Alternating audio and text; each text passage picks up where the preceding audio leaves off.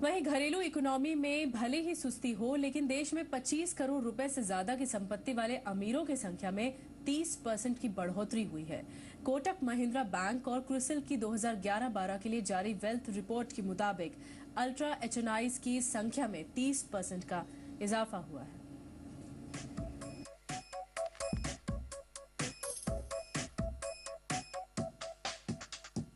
देश की तरक्की की रफ्तार भले ही थम रही है, लेकिन इसके बावजूद भी देश में अमीरों की तादाद बढ़ रही है।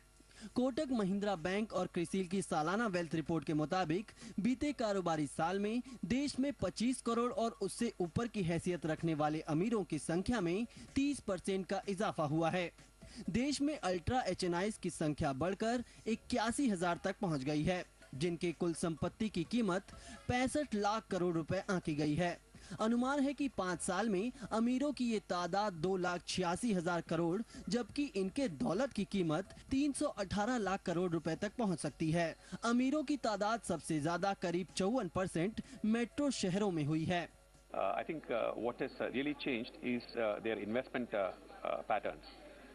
Whereas the previous year we saw significant investments into asset classes like equities and real estate. This year we have seen that the emphasis has been more on caution, and to that extent more in fixed income and less in equities.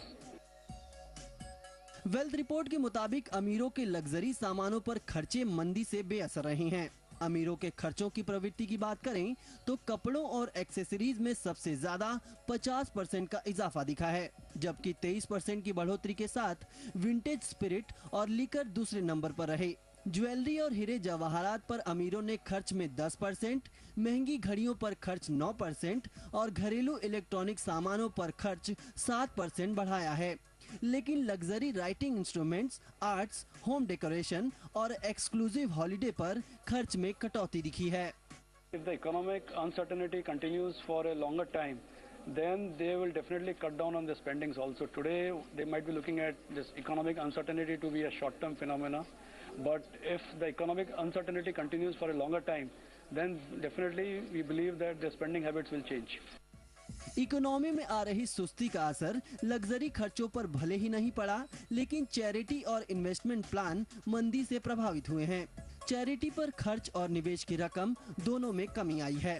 2011-12 के दौरान रुपए की कमजोरी का असर भी दिखा। अमीरों ने विदेश में शॉपिंग करने के बजाय घरेलू बाजार को ही ज्यादा तरजीह दी। रितेश मेहता, जी बिजनेस, मुंबई।